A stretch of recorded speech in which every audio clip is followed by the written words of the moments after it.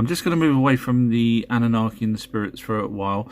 If you've got any questions about them, let me know and I'll try and do videos later on. But so I'm just moving on to Bigfoots. Now, Bigfoots actually say that they are frightened that if you take a photograph of them, you will steal their soul.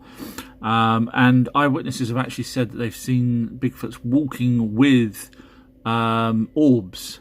So is that a dead relative of theirs, or is it for another reason? We don't know. But Bigfoots do exist, and they crashed here on a prison ship. They crashed here around, well, before this time, because that's when the land mass between America and Russia, you could actually migrate, which they landed in America, so that explains how they're in Russia as well as America, and not in, for example, the UK, even though, believe me, people say there's Bigfoots here, there's not in the UK. So it was a prison ship that crashed. Because Bigfoot has been here for tens of thousands of years, yes, even while the Anunnaki were here, but they obviously kept themselves hidden. The Indian tribes, the various Indian tribes over that amount of time, all have spoken about Bigfoot. They called him different names in different areas that they were in different tribes. There's just some of the names. But this, you might find this interesting. So in Nepal, there's a monastery. And they befriended a Bigfoot, or Yeti as it was called. Basically, it's the same thing, but just one that had travelled there. And when it died, they cut the scalp off and the hand. Don't ask me why not just the head or whatever. But anyway, they cut that off and they put it in a box, and they were very proud of it. Thieves stole it, and then Peter Jackson had found out about this and got his special effects company, Weta, to remake it so that they can put it back in their box. So it is fake, but it was from an original. Let me tell you a story about aliens and Bigfoot. So this gentleman here is called Robert Hall, and during the war he was a little child and he used to play on the street with other friends. They saw a UFO land, a disc-shaped one, and it cloaks itself. Out comes little greys and a Bigfoot. We know that Bigfoot, from what I've mentioned in the previous video, do travel the stars. I mean, George Lucas was already pretty much gave everyone it on a plate with Chewbacca, but not many people seem to understand that him and Spielberg are very, very, very clued up on this. Anyway, so he saw this Bigfoot with the thing, with the little greys. Now, Richard D. Hall that's the guy at the top there, if you can see, does a website called richplanet.net, and it's got an interview with, he's Gary Heseltine, he's a ex-policeman who interviews people as well.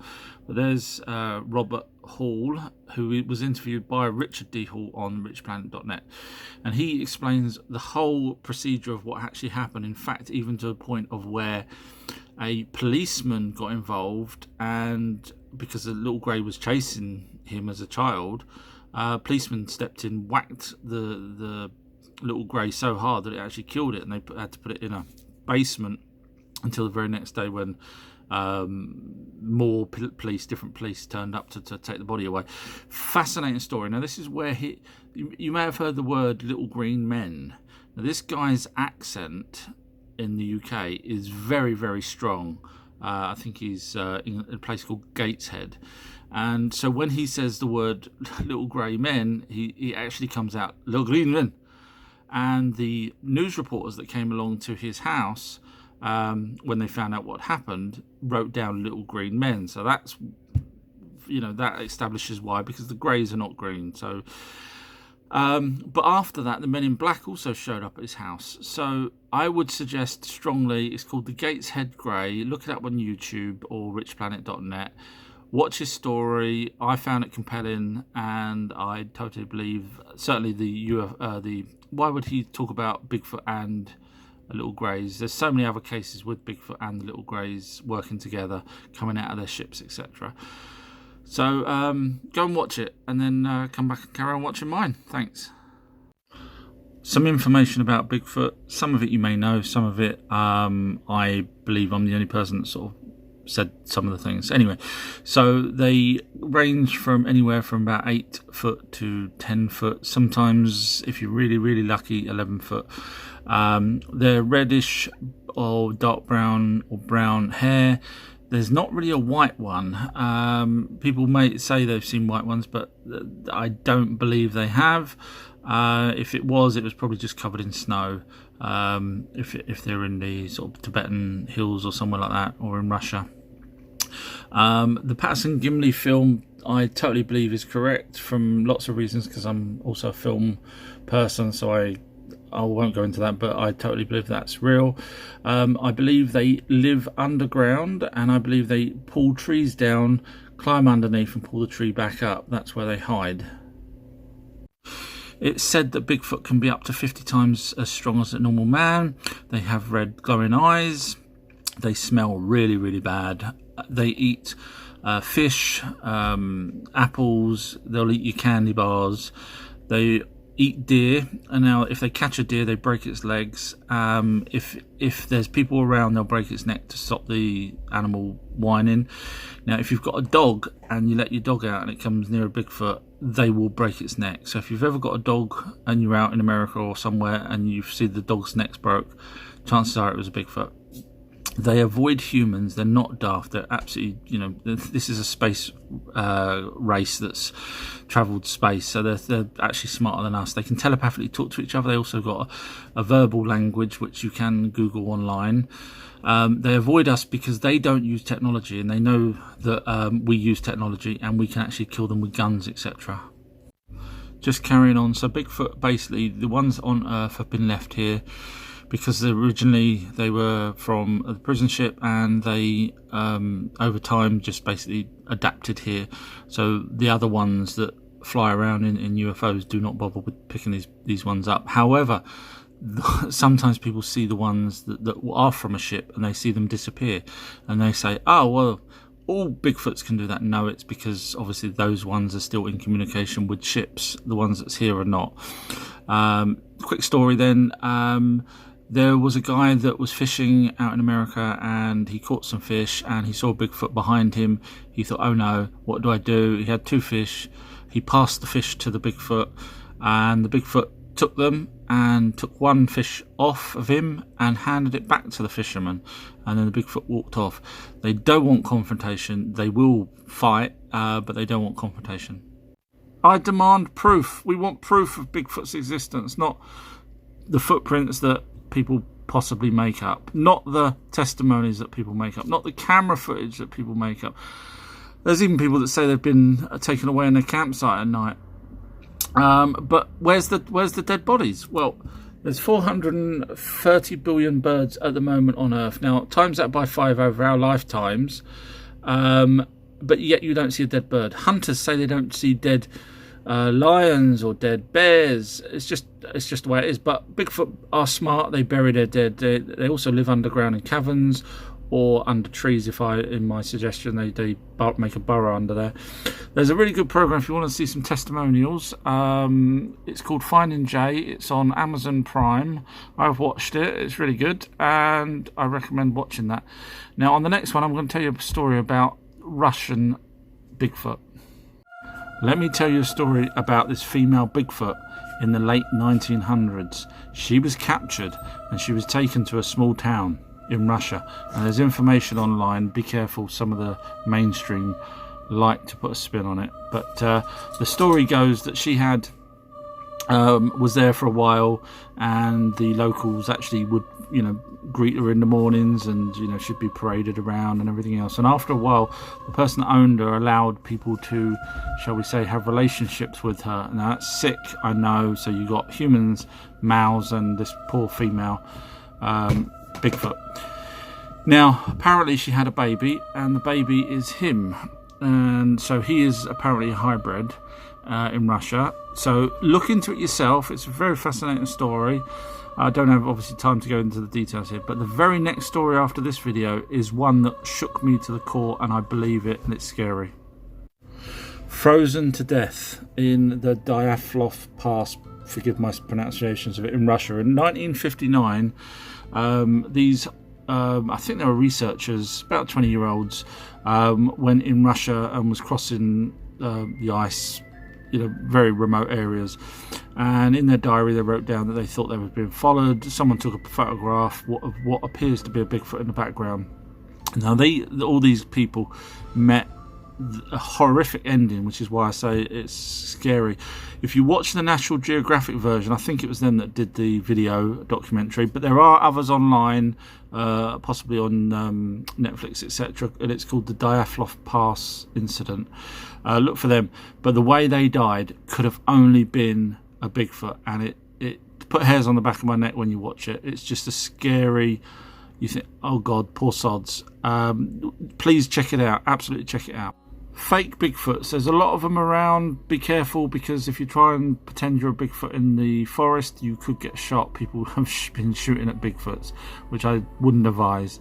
Mainly because they're actually, you know, a living creature, and I think it's bad to kill them, but obviously greed steps in. Now there's a guy here saying that he's got a Bigfoot. I can't be sure whether that's real or not. I haven't studied it. But then you've got other ones where people took videos of, and I mean, that one's pretty convincing. If it isn't, you know, if it's real, then well done. But what I want to show you is people fake things to debunk things. So straight away, there's two pictures here you can see, one with a deer and one with Bigfoot. Now straight away people say, well, the Bigfoot one's fake because originally they had the deer. But I'm saying, what if it was the other way around? What if that was the real one and that was the fake one, and they're trying to do it to disprove that Bigfoot's out there? So have a Bigfoot DNA, hair samples and scat. You're thinking, why hasn't this all been tested?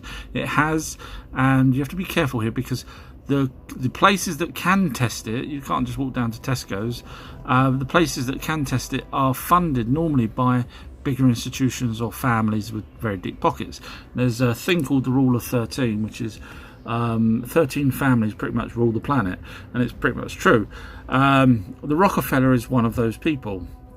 And if they don't want you to know about Bigfoots, dinosaurs living up to a certain point, aliens, then when they fund these science places, and they do fund them here, then if they say to these people, do not find anything to do with Bigfoots, aliens or anything, then these people will either lose their funding or be sacked. So the Rockefellers also fund the Smithsonian. So if they don't want you to know, that's why DNA is hard.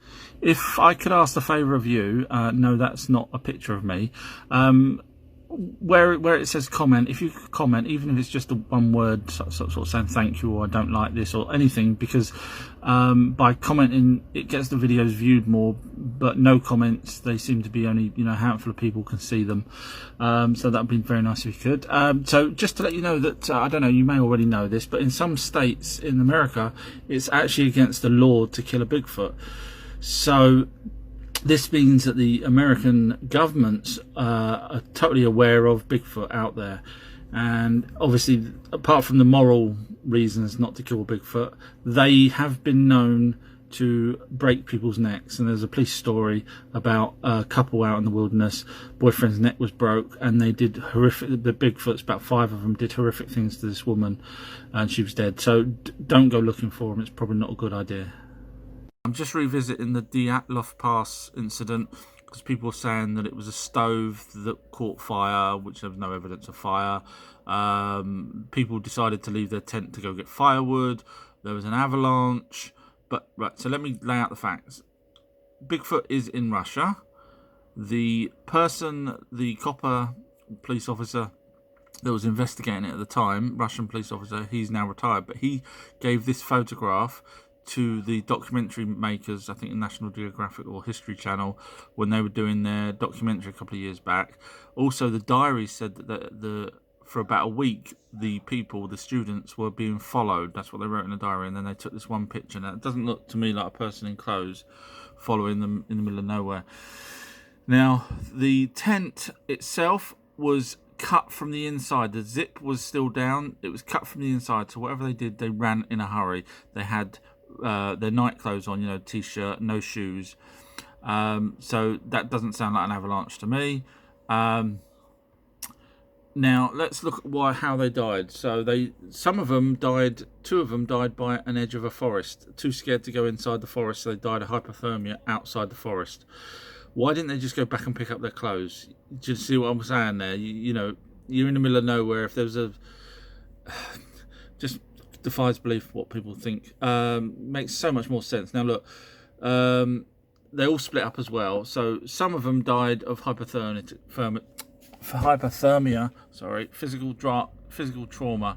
One victim had a major skull damage, 2 had severe chest trauma, and another had a small crack on his neck. There was another that doesn't report here that had bruises on his hand consistent with smacking something, punching something. So, you know, think of Bigfoot there. You're trying to stop Bigfoot from doing things. 4 of the bodies were found near water by a lake, which means obviously they'd split up from the others. 3 had soft tissue damage to the face. These are 9 people in total. 2 bodies were missing their eyes and 1 was missing their tongue. Apparently 1 was missing their eyebrows. Not quite sure what relevance that has. Maybe they're just albino. But basically, look, it says here, compelling natural force. Yeah, really, all of them, different locations. Or just put your head for a second. A Bigfoot comes, chases them down. They're trying to hit the Bigfoot. He breaks their necks, which he does. That's what Bigfoot does. To me, you know, and the photograph as well, and the diary, and the fact that the tent was cut inside, and there's no evidence. Yes, snow did fall. I think they found these people a few weeks later. But our arguments say, oh well, you know, it was an avalanche. I don't think so. Okay, so I think this is totally fake, and I'll give you my reasons, and then hopefully you'll agree with me, and that will stop all the trolls saying it's fake because they read it on the internet. So, you know, you do a little bit of research and you find out that not everything's as it seems. So here at the bottom it says that she was the Bigfoot woman that I was talking about in a previous video, and that's her son, is really not really a Bigfoot woman, it's just an African woman. So we then follow the story. Now Channel 4 did a big piece on it, which is where probably everywhere else got it. So once they pick up on a piece, they pick it up. So there's a guy from a university in England called the University of Oxford, and his name is Professor Brian Sykes. Now he apparently done a DNA test from a tooth from one of the Bigfoot's ancestors that we're talking about here, and he says it's she's from Africa. So that's the end of it, and blah blah blah. But anyone that knows me knows that I do a lot more digging than just so I knew this was fake, because so Brian Sykes here has actually this is Wikipedia, he claimed that an accountant, a Florida accountant by the name of Tom Robinson, is a direct descendant of Genghis Khan. So this guy's really clever, this Brian Sykes, the professor, but turns out it was subsequently disproved. So straight away now you've got a guy that's not as good as he thought he was, and you've got people on the internet believing what he says. So straight away there's a mismatch there. But you dig a little bit deeper. Now, he worked for Oxford University. Anyone that knows me knows that I believe the Rockefellers do not want this information out there. And look, guess who funds? Wait for it. There's the Rockefeller Foundation. Wait for it. You're ahead of me already. Yeah. So they're funding a guy that has now turned around and said that Bigfoot isn't Bigfoot. It's an African woman, and yet the stories from the original people that was passed down and interviewed said no, it was a Bigfoot. So I'll let you lot decide whether I'm right and the Rockefellers have, you know, told this guy to go around and change it, or whether everyone else was wrong and they couldn't tell the difference between a Bigfoot and an African woman. Yeah. The ability to, you know, blink in and out of space. So Randy here was talking about Bigfoots and said that they're off-world creatures, which they are. They're not from this planet. However, the ones that stuck here are stuck here from at least 10,000 years ago. The problem I've got with his comment is when he says they can blink in and out of space, they can't.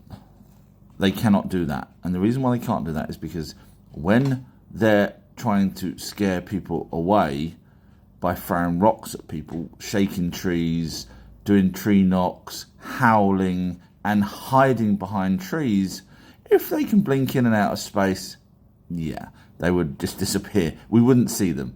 hiding behind trees and throwing rocks at people. So yeah, he was right up to a point, but I think he, just like some of the others, just add their own little element to things.